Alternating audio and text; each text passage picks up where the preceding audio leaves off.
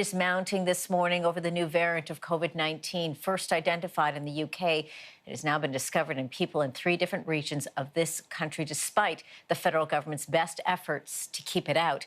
The Canadian patients include a couple in Durham, east of Toronto, a person in Ottawa, and another on Vancouver Island. In each instance, there's a connection to the UK. The variant is more contagious than COVID-19, but so far it is not believed to possess any properties that would make it immune to the vaccines currently in use.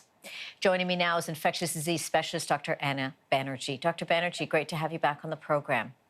My pleasure.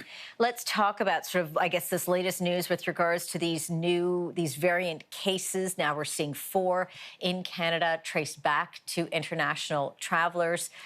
Your thoughts on sort of what we're seeing here, what this says with regards to how critical it is for people to maintain those health recommendations? Well, this virus is highly contagious. It's spreading. Even if we lock down flights from England, people have been traveling all around the world to England, and likely it's spread to other parts of the world. So it is rapidly spreading in different parts of the world. And that, as you mentioned, it doesn't seem to be as serious, but it's more transmissible. So that tells us that this is a race against time. We need to get people vaccinated as soon as possible. Yeah, no, certainly we absolutely do. And when we talk about those vaccinations and we take a look at where Canada stands right now, I want to get your thoughts on that, because we know, for example, in Ontario, other provinces as well, Alberta, we understand over Christmas and Boxing Day and whatnot, vaccinations halted, and now they'll be sort of ramping up again over the course of this week. But why? Why not just have those inoculations being rolled out as quickly as possible?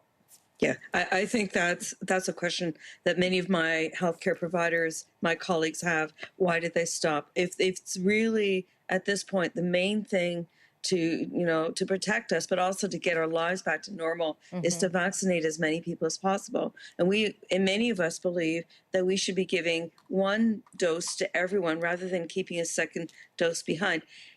That's how we're going to get this under control. So many of us believe that it shouldn't have been stopped, and it shouldn't be stopped for any other reason moving forward, and that we need to vaccinate everyone. I think maybe some people are tired, but there are other people that could have come in to work. I mean, all of my colleagues are saying they would have come in to give vaccines.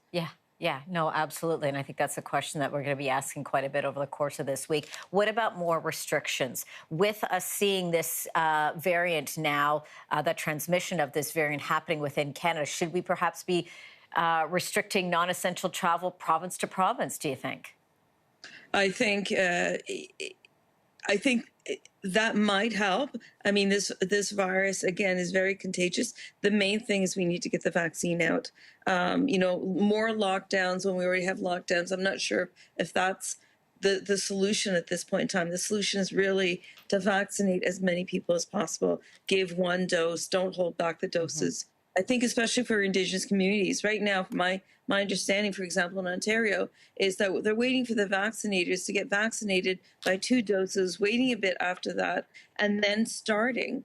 Why not, get everyone vaccinated, use full PPE, and go into those Indigenous communities right away? A lot of those communities, those remote communities, don't have a healthcare provider to discuss the pros and cons with. They live in overcrowded conditions. They don't have places to isolate, and they don't have access to hospitals. So the time that we're wasting by not vaccinating, those communities, it could mean people's lives. It could mean that outbreaks are starting and continuing, and that people die. So we need to get the vaccine out as soon as possible. And with that vaccine, and of course that critical call now, get everyone vaccinated, but we do need to get in those remote communities, those Indigenous communities where they don't have the access.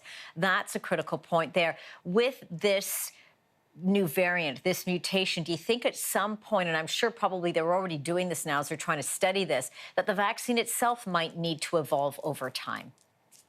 Gradually, I think maybe it might need to. We really don't know. Right. I think for now, in this circumstance, I think the vaccine, again, it depends on what exactly where exactly the mutation is, and is does the vaccine cover that? If it's something that that the vaccine it hasn't impacted the vaccine where the vaccine is targeted, then it should be okay. So I think that, you know, again, maybe in next year or in the long run, we might have to change the vaccine, but right now it's critical to get that vaccine out. Yeah, No more absolutely. stops. No, Yeah. no, absolutely. As you're saying there, as we continue our research, we've got to be at the front lines on this immediately. From Toronto, infectious disease specialist Dr. Anna Banerji. Dr. Banerji, it's always a pleasure to have you on the program. Thank you so much for this. Appreciate it. My pleasure. Thank you. You're welcome.